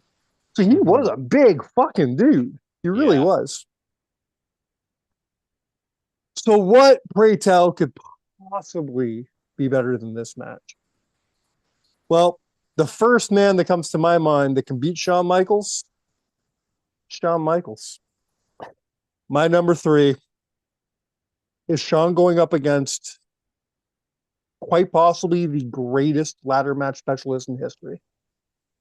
And that's a very hard thing to say. A lot of people would vary on their definition of that. Some people will say Jeff Hardy, some people will say Edge. And I know I can speak for Tyler, will say Chris Jericho. We are going to No Mercy 2003. It is Jericho putting up his world championship against Shawn Michaels. I love this entire story. If eventually we will do a storylines list on this show, and this is on the list. This whole story is phenomenal. Everything that these two did together in 2003 is fucking gold. I am always, you know, because I'm a sports guy, I'm a stats guy, and I love when they bring stats into the storyline. And that Mhm. line that they use in the promo where Jericho says, Sean, you might have been in the first ladder match, but I've won more ladder matches than you've ever been in. Like I just love little details like that. It's like when Exactly. Edge, when Edge faced Undertaker at WrestleMania, he goes, Undertaker, you've never lost at WrestleMania, just like me. And it's Yeah, like, oh shit, yeah. I mean, exactly. technically, Edge never got pinned at WrestleMania. He didn't win the Money in the Bank, but for Okay. storyteller's sake. But then you could say the same thing about Taker, because Taker's match with Gonzalez Was a a count out or was a whatever, right? DQ or whatever. Yeah. So yeah, it all Anyway, made sense. back to Jericho and Shawn. I mean, yeah, this is an awesome match. Um, they they really went for it in spots when Jericho falls off the ladder from when it's in the middle and he goes to the outside. Mhm. Like that is not a bump. That guy at that stage of his career needs to be taking. No, Like he sells it. I'm but I like think every time he even got in the ring with Shawn Michaels, he didn't remember that that's where he was in his career. I think he I just know. this goes back to WrestleMania 19. I think he just keeps bringing himself back to not being a rookie, but almost being a fan again and being like, Yeah, I want to do everything with this guy because he is the best. He is the GOAT. yeah, And I want to do GOAT things with the GOAT. And he yeah. did. Every time him and Sean got in the ring together, it was fucking magic. Every time. They I believe it's in this match. They also do, you talked about the Jeff Hardy Edge finish where he gets stuck in the ladder. Yeah. How many ladder matches have you seen where the guy is underneath the ladder Right. or he's got his foot in the ladder, but he somehow manages to get out? They do that spot in this match where Jericho's foot is caught in it, right? And it just Yeah. I should have And I talked about and I this on the love Jeff versus Edge one because it's crazy that like they took a spot that's used as an escape spot yeah, and just decided that's going to be our that finish. finish. And I love that thing because that goes all the way back. One of my favorite finishes is going back to SummerSlam '94. Brett versus Owen in a cage match. Owens escaped. Owens done. Owens gotten out of there, and his foot gets caught in the cage, and he can't escape. He can't get out. He's stuck, and Brett gets out. I love that spot so fucking much. Yeah. And to see that kind of spot be used in a ladder match makes me so happy. I love that stuff. Yeah. It's so good. But yeah, they also that spot where they're in the corner and Jericho falls and the ladder's supposed to fall over him or fall on top of him, and then he has to kind of like scooch over to get back under it so Sean can do the elbow drop onto the ladder. At that point, when you see Sean do the elbow drop and he just gets metal in that elbow, I'm just like, oh my God. They should just call an audible and not done that. Right. Because it makes it so much worse that Jericho had to like maneuver himself so that he could do that spot, and then like that impact, I'm like, that was not worth it. No. Like, Sean, you could have shattered your elbow. Yes, but that's Shawn Michaels, man. I know. You want to talk? We've been talking about Jeff Hardy and all these guys, RVD and these guys as risk takers all these years. I don't think Sean gets his due as a risk taker. Sean was a risk taker before risk taking was cool. You know what I mean? Yeah, Sean, no kidding. Man. And I do like the finish here, the tug of war with the belt, and then the headbutt. Yeah, love that. Love that spot completely. And because you were going in knowing, okay, Sean doesn't need a title right now. We have a great thing going with Jericho. I don't think anybody expected Sean to win. The expectation was, how is Sean going to lose? Mm-hmm. And they delivered. It was a great finish. I loved it. My number 2 is the only match in this that you possibly may have not watched, and so I'll try to walk you through it. But I will, if I am correct and you haven't seen it, I'm going to tell you right now. Please do yourself a favor and watch this match one day. We are going to Ring of Honor's final battle of 2012. To the ladder war between Kevin Steen and El Generico. Would it surprise you if I have seen this one? It wouldn't surprise me. I just wasn't sure. Yeah. No, I've seen this. Okay. I've seen. And you know what? It shouldn't surprise me because I would be less than surprised. You used to do a podcast with Kent.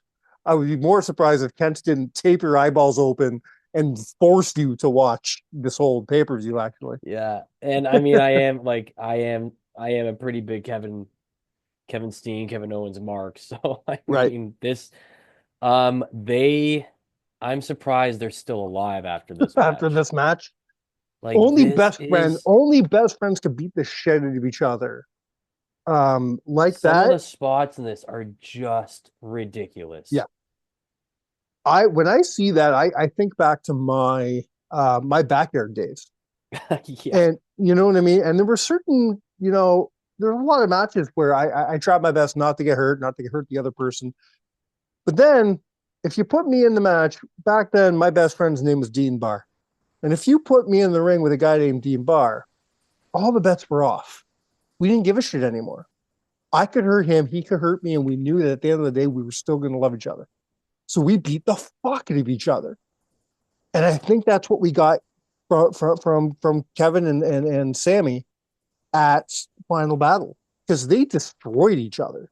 That was one of the most violent ladder matches I have ever seen. So why does it make your number 2 then? Because I love the story. The entire story of Steen and Generico is one of my favorite stories ever told in wrestling. And this is one of the greatest chapters of that story for me. Kevin, and the fact that they didn't give the fans what they wanted. Generico, everybody wanted Generico to finally get that title. And ROH said, "Not fuck you, because you're getting more of this story." It was phenomenal. And this is one phenomenal part of a huge, amazing machine. But it's one of my favorite parts of the machine, because this is probably My favorite match between the two of them in this story. When I say the Steven Generico story, I'm talking everything. Them as a tag team and them as enemies.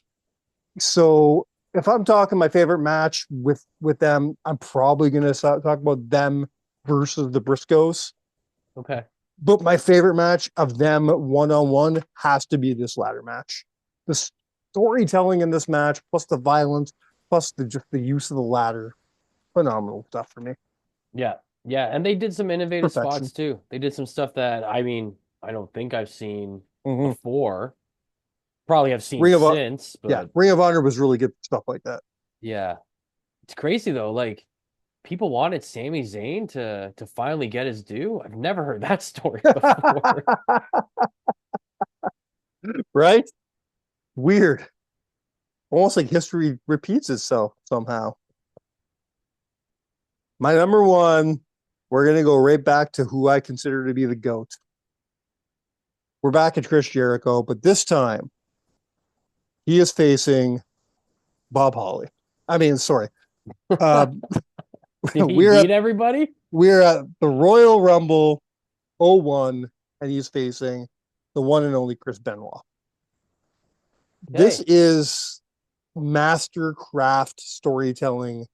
You want to talk about, that thing we talked about before, Ric Flair saying, "Oh, he had a match with a ladder, and Rick and Razor just happened to be there."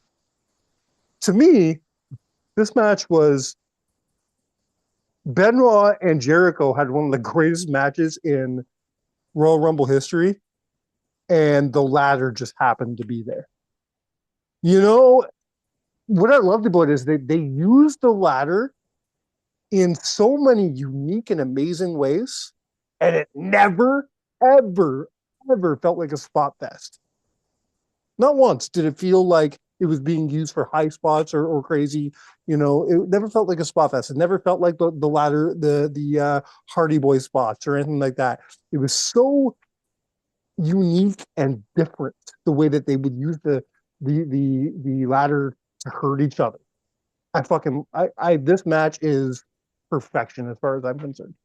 The octopus stretch, the top of Oh the ladder, it was one of the God. coolest spots. Right? I remember, you know what? This one, I remember where I was when I saw it for the first time. Me and my buddy rented this from Blockbuster when it first came out because Okay. this was one that we didn't actually sit down and watch live, but we waited till it came out. And God, what a match.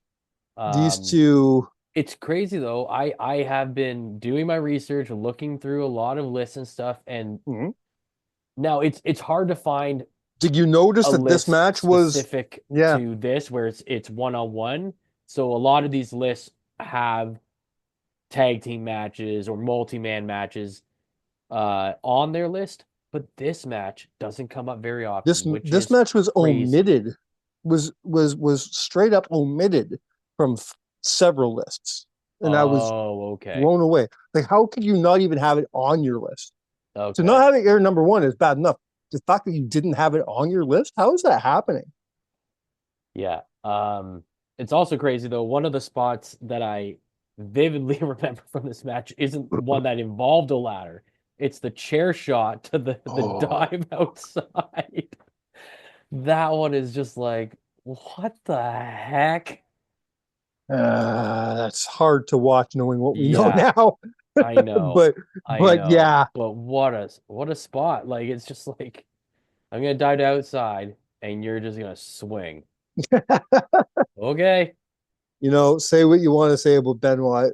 This match definitely proves that he was one of the greatest of all time. He was one of the most innovative wrestlers of that era, and him and Jericho just went out and they to me they did in 2002 what Shawn and Razor did in 1994. They reinvented that match. They truly did. Yeah, again, they did some moves that we probably hadn't seen before. Again, it's hard to, because I mean, I've been watching a lot of ladder matches now the last little while. So trying to remember if they were the first ones to do it or not, but Right. yeah, they didn't involve the ladder right from the get-go, I think, right? Like it was a point in the No, it match took some that time. Yeah. guy that was going to get to the ladder first was going to have the advantage, so they didn't want the other Which I think guy. is a trope not used enough. It used to be like, if you look back at Ed, Sean, and Razor, the match was on the outside. They had to battle their way to the ladder and bring the Yes. ladder in.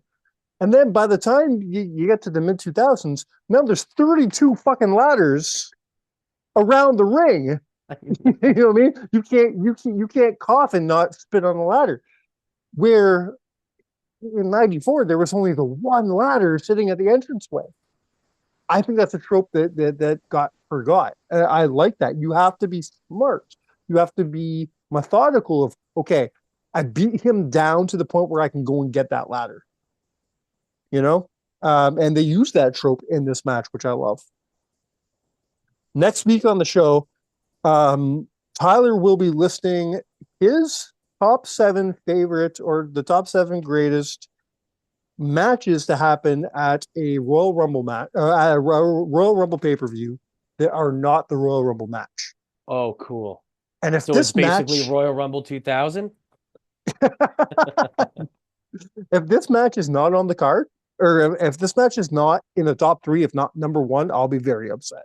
Yeah. But right now, this has got to be my number 1 for his list. I haven't done my research for his list yet.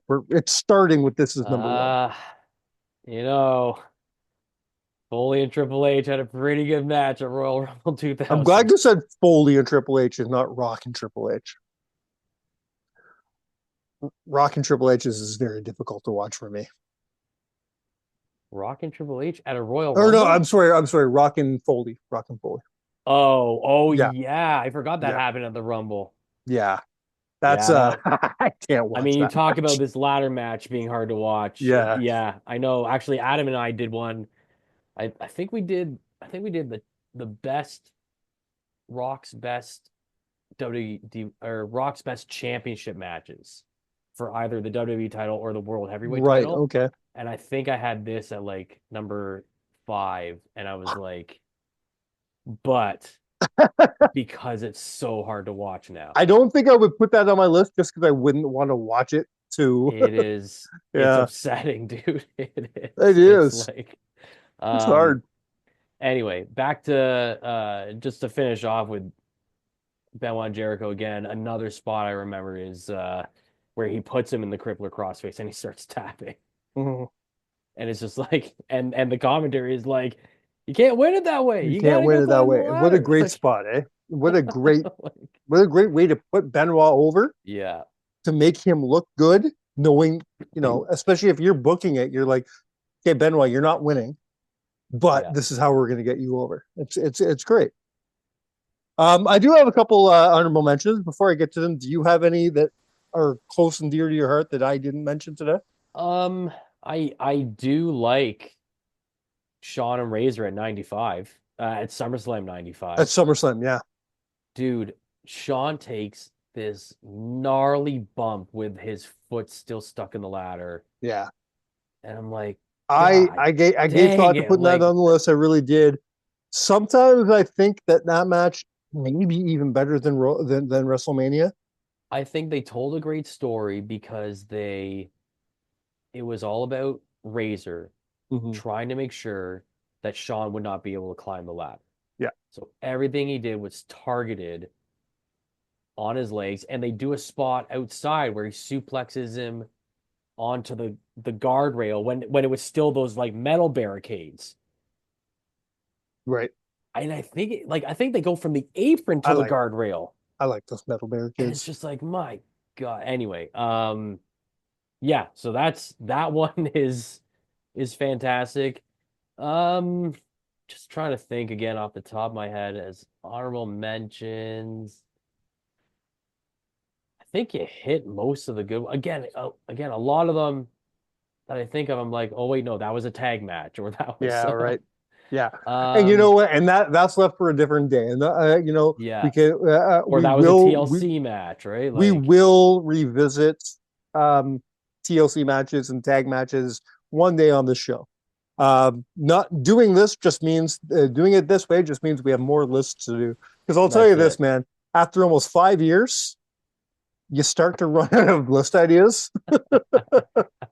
I don't know how many times I've texted Tyler and been like, "Hey man, is this a stretch? Is this a good idea for a list?" He'll laugh. He'd be like, "Yeah, try again."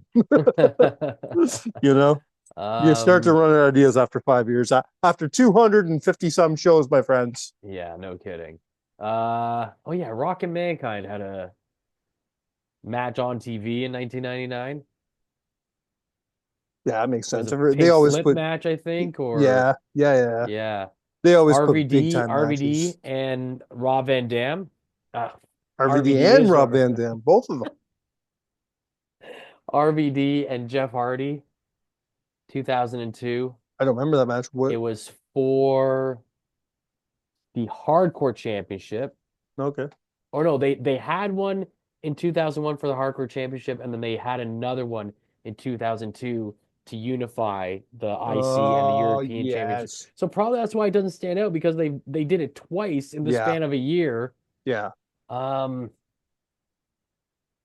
trying to remember if I remember all of those matches, but I watched Edge versus Christian from No Mercy 2001. That's on my honorable mentions. That was pretty good. Yep. It's a little slow though, and yes, for whatever reason, the crowd just doesn't feel into it. And Christian had like no heat. Yeah, he came out, and even JR was like, "Well, not a very rousing ovation for this young man, the Intercontinental Champion." Yeah, I'm like, oh, you want a better Christian match? I'll tell you that. I'll tell you, there's two better Christian matches that I have on my honorable mention. Unfortunately, I didn't write down the pay-per-view names, but he had a ladder match with Jericho. Christian and Jericho had a ladder match that I remember being quite good. Yes. Was it like I think it was like at a Vengeance or something. Something like that. Also, he had one in TNA versus Frankie Kazarian, which was really, really, really good. The rest of my honorable mentions, I've got Adam Cole versus Jay Briscoe from Ring of Honor. I've got one from New Japan, actually, Michael Elgin versus Kenny Omega. We've got Austin Aries versus Jeff Hardy in TNA. Jay Lethal versus Sanjay Dutt in TNA. Gail Kim versus Taryn Terrell. Chris Jericho versus Mark Briscoe. That just happened on AEW not long ago. And the last one of my favorite ladder matches. I wish I could have put it on the list. I wish I could have. It just didn't make it. But from Lucha Underground, Pentagon versus Son of Havoc. I fucking love that match. So good. And now to see Penta in WWE, I hope we can see him in matches like that. Before anyone yells at us, it was Chris Jericho versus Christian at Unforgiven 2004. Thank you. Yeah. Yeah. It's funny how you say anyone when you mean Rob. I didn't want to call him out, but by the way, the last 20 minutes of the show will be all about fantasy football.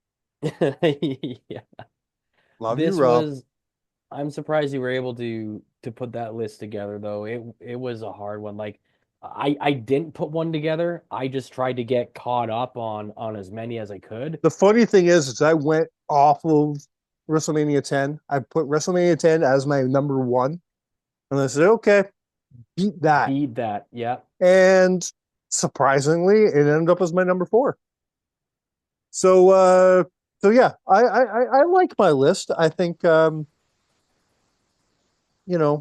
think I made the right choice of doing this with you rather than Tyler, because I think Tyler would just be yelling at me and spelling some obscure match that I don't even know happened. Fucking in the Tokyo Dome. In the Tokyo Dome. Somehow at Barry Wrestling, but at the Tokyo Dome. And who's he really into right now? You know what? I'm just going to say I had LA Knight in it because he fucking loves LA Knight. Does he really? Oh, no, he hates him so much. Okay. There's Okay. nobody in the business right now that Tyler hates more than LA Knight. It's great. He's one of the guys I really want to see at the Royal Rumble. It's I mean, concerning. at the Elimination Chamber. It's concerning how much he hates LA Knight. It's really weird. I don't get it because LA Knight's not one of my favorites, but I don't understand the hate towards him. Like I just don't get it. He considers him boring. I'm like, he's anything but boring. Come on. He's Very pretty strange to me. entertaining, Tyler. Yeah. So I think what I'm going to do just whenever he's mad at me, I'm just going to send him what's it called? Fucking Bray Wyatt versus LA Knight in the Mountain Dew. That'll be my way of telling him to shut the fuck up. Tyler will be here back next week, though. His vacation is over. He'll be back here next week talking about his favorite matches from the Royal Rumble. That'll end our Royal Rumble series. Then we're into March. Or then we're into February, I should say. And February is going to be big because February we're leading to March. And March is the biggest month of the year for here because Elimination Chamber is in March. And that's going to be big for us. Our biggest guest in the history of this show is slated for March, which is going to be awesome. And of course, our 5-year anniversary. Count them. Booker T, you got nothing on us. That's 5 years of counting it out for you. All in March. March is going to be fucking massive. And we're going to use the month of February to lead up to that. So, hey, stay tuned. Next week, you'll be here. We are on 2 new social media platforms. You can catch us on Discord and join the conversation. That's always a fun time. And we are now, I know I'm behind on this, but we are now on Thread. Yes, that's thank you for looking at me like that. Yeah, that's basically Twitter for people who don't want to support Elon Musk. Oh, is that what that is? Yeah, basically. Oh, I guess I better get on that. Yeah. So anybody who does not get down with Nazi salutes, get on Thread and talk to us. Until next time, Mr. Sookram, thank you so much once again for joining us. We got to get you back on. If we don't get you back on in February, we'll definitely do something with you in March because I will see you in March for the Elimination Chamber. Wait. You will be here in Toronto. We're gonna have a great time. Let's record something while you're here. That'll be fun. I'm in. Let's do it. Until next time, you know what? Why don't you take my spot, bud? Send him home. You've been counted out. Oh, I knew you could do it. Cheers.